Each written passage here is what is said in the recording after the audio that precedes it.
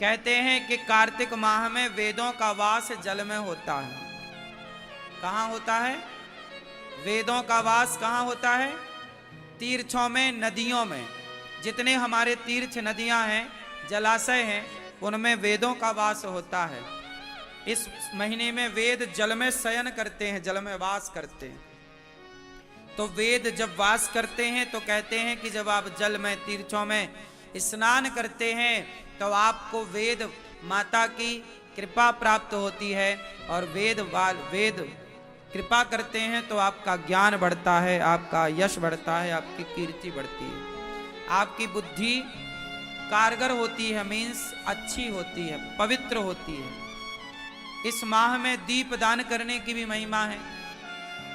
सब प्रकार से स्नान दान की महिमा बताई जाती है।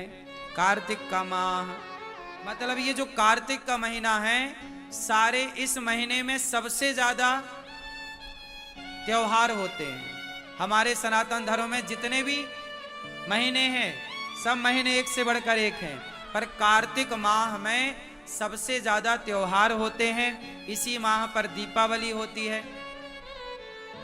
इसी माह पर देवउठनी एकादशी होती है, इसी माह में धनतेरस होती है, इसी माह में गोपाष्टमी होती है, इसी माह में अन्नकूट होता है, इसी माह में भाई दूज होती है।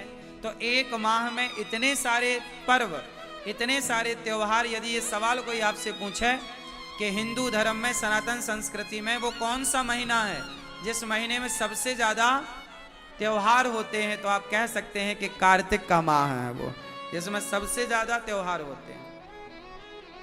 और सभी त्योहारों की अपनी अपनी विशेषता है, सबकी पुरानी पौराणिक मान्यता है। तो कार्तिक का माह वैसे ही पवित्र है। छठ पूजा में क्या होता है? भगवान सूर्य की उपासना होती है, भगवान सूर्य की पूजा होती है। बिहार में और यूपी में ये पर्व बहुत धूमधाम से मनाया जाता है। भारत के कुछ हिस्सों में बहुत अच्छे से ये मनाया जाता है। ये पूजा है भगवान सूर्य की। संतान सुखी रहे, संतान हो, इसके लिए छठ पर्व मनाया जाता है। परिवार बढ़े, संतान सुखी रहे, बच्चों पर कभी कोई संकट ना आए, बच्चों की दीर्घ आयु के लिए, बच्चों की सब प्रकार से सुरक्षा के लिए छठी मैया का उपवास और पूजा होती है। भगवान सूर्य की आराधना होती है कि बच्चे बुद्धिमान हो। इसके बाद आएगा अष्टमी। तो अष्टमी क्या होगी? ये इसी को कहते हैं गोपाष्टमी। कौन सी अष्टमी है ये? छठी के बाद क्या आएगी? गोपाष्टमी। और गोपाष्टमी का मतलब है आज के दिन, मतलब गोपाष्टमी के दिन भगवान क्या किए थे? गैया चराना शुरू किए थे। इसलिए गोपाष्टमी में, इस कार्तिक में भगवान ने गाय चराना स्टार्ट किया। इसलिए गोपाष्टमी और इस कार्तिक के माह में गौदान की भी बड़ी महिमा है। गोपाष्टमी में गाय को चारा, गाय की सेवा, गाय को पूजा, भगवान सब प्रकार से गाय की सेवा करते हैं, आप भी करिए। और गोपाष्टमी के बाद क्या आएगा? नवमी। कौन सी नवमी? बोलो। हाँ हाँ हाँ हाँ, अक्षय नवमी बोलते हैं, आंवला नवमी भी कहते हैं। कौन सी नवमी? इस आंवला नवमी के दिन कहते हैं कि आंवले के पेड़ पर ही भगवान श्रीमन्नारायण का वास होता है। आंवला नवमी के दिन, जैसे रविवार को, एकादशी को तुलसी पे भगवान नारायण का वास होता है, उसी दिन, उसी प्रकार आंवला नवमी को अक्षय नवमी भी कहते हैं।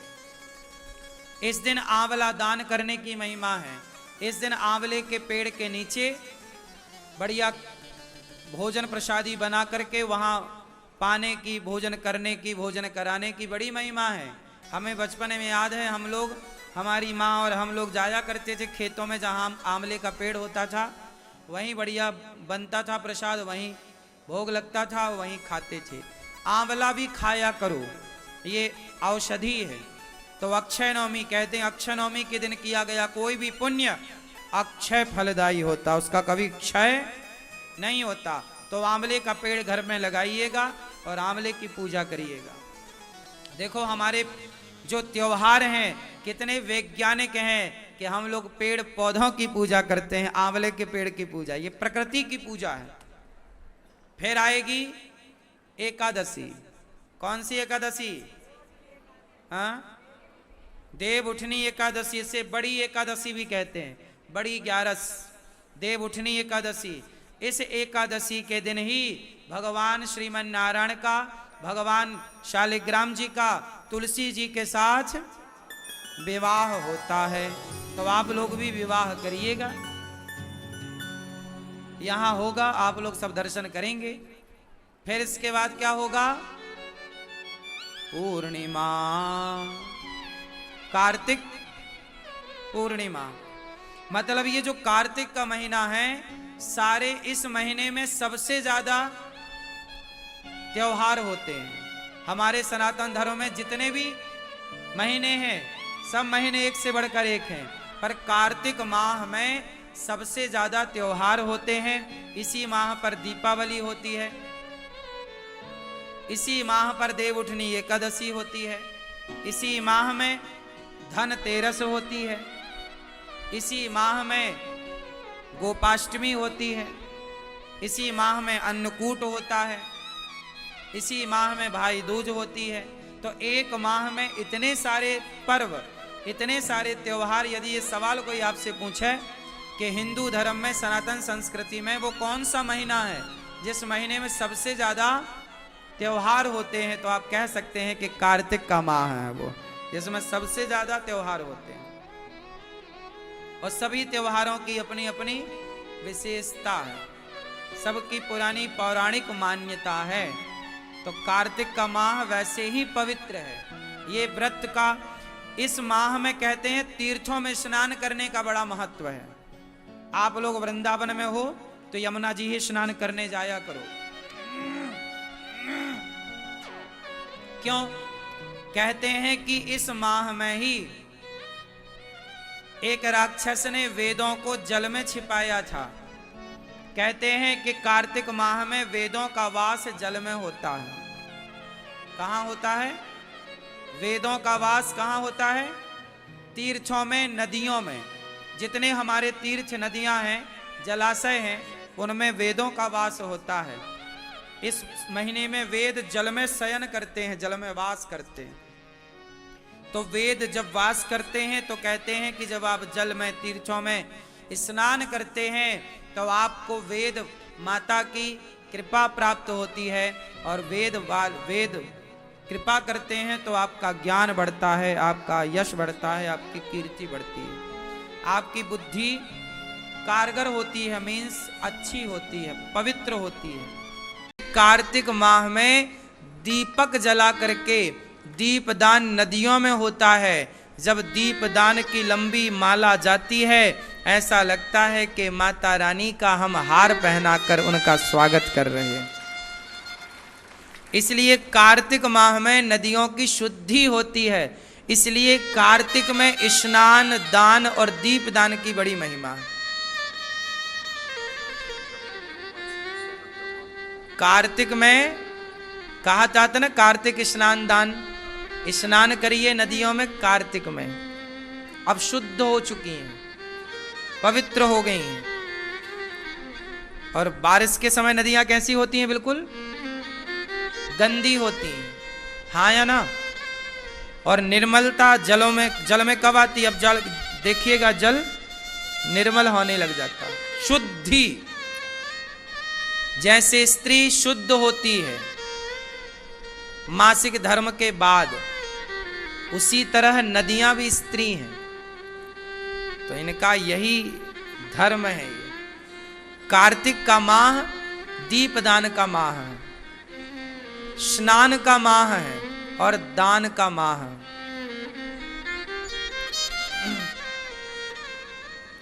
इसलिए दीप दान जरूर करने वृंदावन आकर यमुना मैया में दीप दान करिए। कहते हैं दीप दान करने से आपके घर का दीपक, वंश का दीपक सदा आगे बढ़ता रहता है। जैसे नदी में आप दीप देंगे तो वो आगे बढ़ जाएगा, जैसे ही छोड़ेंगे वो दीपक आगे बढ़ेगा।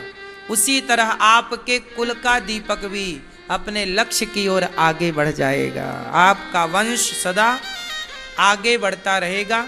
इसलिए दीप दान बड़ी श्रद्धा से यमुना जी में, गंगा जी में, आप जहां हैं, आप वृंदावन आए हैं, वृंदावन आए तो यमुना जी में करें, दीप दान करें।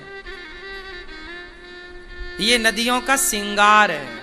जब लंबा दीपदान होता है, बहुत सारे दीपक यमुना जी में दिखते हैं तो कितना सुंदर दर्शन होता है ना। वो ऐसा लगता है सोने का हार पहना है माँ यमुना जी ने। तो यही दीपदान है।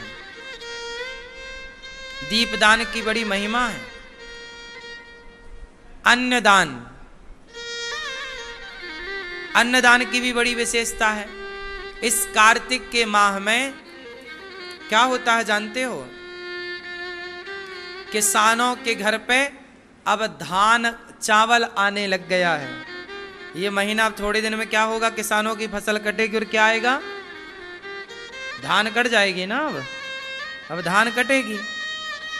धान की कटाई चालू भी हो गई है भारत के कई कोनों में, कई जगह। तो ये कार्तिक आया मतलब नई फसल लाया धान की, चावल की। तो चावल की जब फसल आई तो आप भूखे को भोजन कराइए, खिचड़ी, चावल, खीर, जो भी। इसलिए कहता हूं अन्नदान की विशेष महिमा इस कार्तिक माह में है। तो आप भी गौरी गोपाल रसोई अन्न क्षेत्र जो चलता है, हजारों साधु संत पेट भर प्रसादी पाते हैं।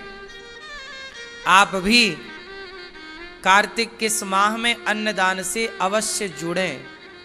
ये माह आपके लिए उत्तम है। जैसे आज आप व्रत हैं तो अवश्य कुछ ना कुछ दान जरूर करें, जरूर कुछ ना कुछ धन को अन्नदान से, संतों की सेवा, जो गौरी गोपाल में हजारों साधु आते प्रसाद पाते, आप भी सेवा जरूर करें। ये देखो संतों की रोज ऐसी उपस्थिति होती है और सभी संत देखिए इस तरह लाइन में लगकर प्रेम से क्या ले रहे हैं? प्रसाद।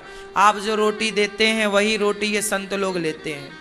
तो आपकी तरफ से यदि रोटी बांटी जाए, संतों को अन्न दिया जाए तो कितना अच्छा है। तो आप भी इस अन्नदान से जरूर जोड़ें अपने आप को। आपकी रोटी साधु खाए कार्तिक के महीने में और खा के भजन करे तो वो फल आपको ही तो मिलना है, हाँ या ना? अच्छा, आप भगवान को सुदामा की तरह दें तो कैसे देंगे? तब तो सुदामा, तब का सुदामा तो डायरेक्ट कृष्ण को देते थे और डायरेक्ट श्री कृष्ण लेते थे। आज के युग में यदि देना हो तो कैसे दोगे बताओ? कृष्ण को देना है तो कैसे दोगे बताओ? आज के युग में कृष्ण को देना है तो कैसे दोगे? बोले किसी भूखे को दे दो, प्यासे को दे दो, जरूरतमंद को जब दोगे तो ये समझो कि वो भगवान को ही आप दे रहे हैं। एक छोटी सी लड़की थी और एक माँ थी। एक माँ और एक बेटी एक घर में रहा करते थे। घर कच्चा था, माँ मजदूरी करती थी, छोटी सी गुड़िया थी। वो सत्संग में जाती तो गोपाल जी की घर में सेवा करने लग गई। अब दोनों माँ बेटी भगवान की सेवा करती, मजदूरी करके जो मिल जाता बेचारी अपना खाती पीती दोनों माँ बेटी। अभी बेटी 8 साल की ही थी, लगभग 8 साल की छोटी गुड़िया थी। तभी कोई दरवाजा खटखटाया। माँ ने कहा बेटी देख कौन। दरवाजा खोला तो एक कागज था, एक चिट्ठी थी। कागज, उस चिट्ठी को उठाया, पढ़ा लड़की ने तो लिखा था बेटी तुम बहुत प्रेम से मेरी सेवा करती हो, तुम्हारे घर में मेरी बहुत सेवा होती है। कल मैं तुम्हारे घर जरूर आऊंगा और तुम्हारा घर देखूंगा और तुम सबसे बात करूंगा। मैं श्री कृष्ण, नीचे लिखा था मैं श्री, मतलब भगवान श्री कृष्ण ने ही वो पत्र भेजा। लड़की तो नाचने लगी, माँ देखो भगवान श्री कृष्ण का पत्र आया, बोले कल आऊंगा। माँ बोली बेटा किसी ने मजाक किया, बेटा किसी ने मजाक किया है, कोई भगवान थोड़ी ऐसे पत्र लिख के डालेंगे किसी के घर, मजाक है। नहीं माँ, बच्ची देखो 8 साल की, बच्चे तो सच्ची होते हैं ना माँ, आएंगे कल आएंगे। अच्छा ठीक है आएंगे, ठीक है। माँ बोली आएंगे, ठीक है। अच्छा माँ भगवान आएंगे तो तैयारी कर लो कुछ। क्या तैयारी? भगवान आएंगे कहाँ बिठाओगे? चलो बाजार चलते हैं, भगवान को बिठाने के लिए एक चटाई दरी बिछात खरीद के ले आते हैं। मौसम सर्दी का है, आएंगे तो उनके पांव में कंबल उड़ा देंगे, कंबल, थोड़े कंबल ले लो। मौसम सर्दी का था पर बारिश भी ना आ जाए, ऐसा डर। तो बाजार गई बेटी और माँ दोनों, एक आसन खरीदा, एक कंबल खरीदा, एक छाता खरीदा। मौसम बिगड़ा था, मौसम ठंडी में ना बारिश आ जाती है कई बार, तो मौसम बिगड़ा था। उनको लगा कन्हैया आए और कहीं हमारा घर पानी बरसने लग गया और कहीं घर कच्चा था ना तो पानी अंदर आएगा, तो कहाँ छाता ले चलो, बाहर लाने ले जाने में भी छाता। और एक काम करो, बढ़िया वाली मिठाई खरीदो। तो बाजार से बढ़िया मिठाई के प्रभु आएंगे तो मिठाई, थोड़ा खाद्य पदार्थ ले लिए। और अब लड़की और माँ दोनों ने ये सब सामान खरीदा, थोड़े से पैसे बचे, लगभग कुछ पैसे बचे होंगे। लड़की और माँ चली तो माँ आगे आगे चल रही थी, माँ जल्दी घर पहुंच गई। बेटी थोड़ा सामान लिए थी, कंबल, छाता, मिठाई, थोड़ा बचे हुए पैसे भी बेटी के पास थे। मौसम बिगड़ा, पानी का हुआ, बारिश का मौसम हुआ, माँ जल्दी भाग के घर चली गई, बेटी थोड़ा पीछे रह गई। तभी उसे घर के बाहर, घर के पास उसे एक पुरुष दिखाई पड़ा जिसके हाथ में एक छोटा सा बच्चा था। वो पुरुष और वो बच्चा दोनों रो रहे थे। तो ये छोटी लड़की बोली, भैया आप क्यों रो रहे हैं? क्या बताऊं बहन, ये मेरा बच्चा है, बीमार बहुत है, हम लोग बहुत दिनों से कुछ खाए नहीं, सर्दी से ठिठुर रहे हैं, बारिश में भीगने के लिए मजबूर हैं, बच्चे का इलाज कराना है पर पैसे नहीं हैं। अब वो लड़की बोली कि ठंडी इन्हें लग रही है, मेरे पास है कंबल, भीगेंगे ये, मेरे पास है छाता, भूख लगी है इन्हें, मेरे पास है मिठाई, और बच्चे का इलाज कराना है, पैसे इनके पास नहीं है पर मेरे पास कुछ पैसे बचे हैं, कुछ पैसे शॉपिंग के बाद ये बच गए। तो लड़की ने सोचा कि भगवान आएंगे तो हम भगवान को जो है उसी में खिला पिला देंगे, अभी इस सब चीज की जरूरत इन जरूरतमंदों को है। उस गरीब आदमी को उसने छाता पकड़ाया, लड़की ने, बोले ये लो छाता और ये लो कुछ पैसे, बच्चे का जल्दी इलाज कराओ, और ये लो मिठाई खाओ। वो मिठाई खाया, बोले कंबल ले लो, बच्चे को उड़ाओ, बच्चा रो रहा है, ठिठुर रहा है, इसे जरूरत है। वो लड़की का सब कुछ वो दे दी और जैसी घर गई तो माँ ने कहा, बेटी देखो ये चिट्ठी आई है, जरा पढ़ो क्या लिखा बेटा। लड़की ने चिट्ठी पढ़ी, उसमें लिखा था, बेटी तुम्हारी मिठाई बहुत स्वादिष्ट थी, मैंने तुम्हारी मिठाई खाई, तुम्हारा कंबल भी ओढ़ के बहुत सुख मिला, तुम्हारा छाता भी हमने लिया। अब वो लड़की ये पढ़कर दौड़ी उस आदमी की तरफ, जाके देखा तो वहां कोई नहीं। वो समझ गई कि वो जो मिला हमें वो कौन था। भगवान बांसुरी बजाते ना आएंगे, पहचानना पड़ेगा। किसी दीन दुखी के रूप में भगवान आ सकते हैं। इसलिए जरूरतमंद की जरूरतें पूरी करना ही भगवान की जरूरत पूरी करना है।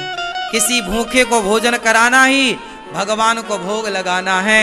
इसलिए मैं आपसे कहता हूं हाथ जोड़कर कि गौरी गोपाल आश्रम में जो संत भोजन करते हैं वो संत नहीं, रोज सवेरे संतों के रूप में भगवान आते हैं।